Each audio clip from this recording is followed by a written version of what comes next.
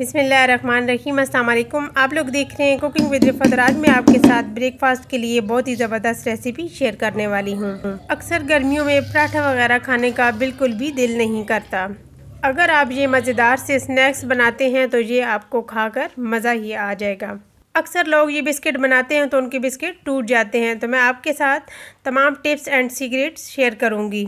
मेरी रेसिपी को full watch कीजिएगा। अगर मेरे चैनल पे नए हैं तो लाइक कीजिए और सब्सक्राइब भी कीजिए। बेल आइकन को ज़रूर प्रेस कीजिए ताकि मेरी न्यू नोटिफिकेशन आपको फ्री में मिल सके। तो यहाँ पे मैंने ले लिया है एक बाउल और इसके अंदर हम डाल देंगे मैदा 1 कप और साथ है मेरे पास 1 कप शुगर पाउडर। इसके अलावा हम डाल देंगे हाफ कप सूजी।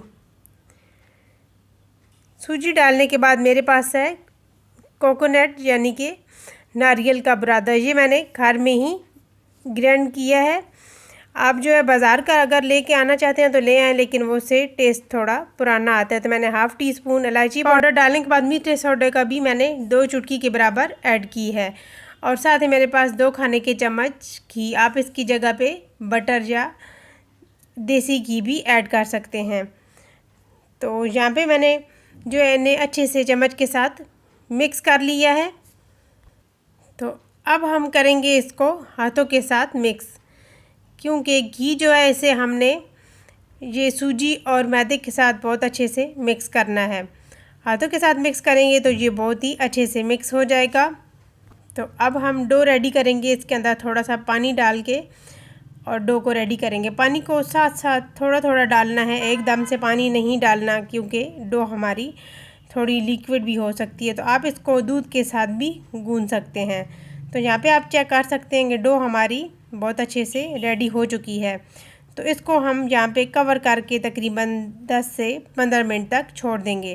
तो यहाँ पे तकरीबन 15 मिनट हो चुके हैं। तो अब मैं यहाँ पे एक साइड से उठाऊँगी थोड़ा सा ये डो और हम इसका पेड़ा रेडी कर लेंगे और इसको हम काउंटर पे रख के इस तरीके से हाथों के साथ इसकी शेप रेडी कर लेंगे। आप बिस्किट चौकोर भी बना सकते हैं, गोल भी बना सकते हैं, जिस तरीके से आपको पसंद है आप उस तरीके से बना सकते हैं।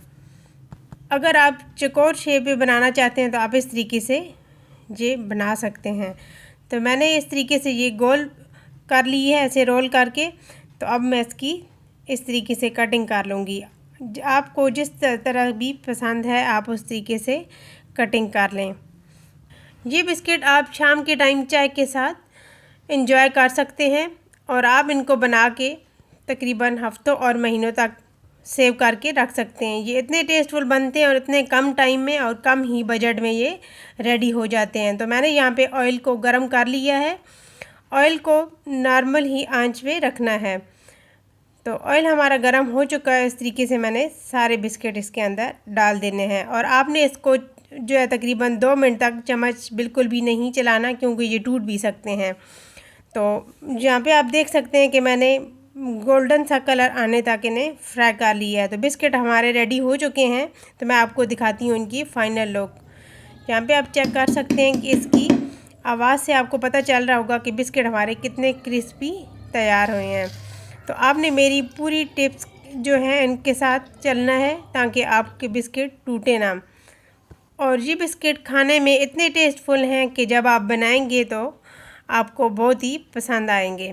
गर्मियों में ज़्यादातर नाश्ते में दिल नहीं करता कि हम पराठा खाएं, तो आप ये स्नैक्स बनाकर रख लें और चाय के साथ एंजॉय करें। ब्रेकफास्ट जो है हमारी सेहत के लिए बहुत ही ज़रूरी है, तो मेरी रेसिपी को ज़रूर ट्राई कीजिएगा।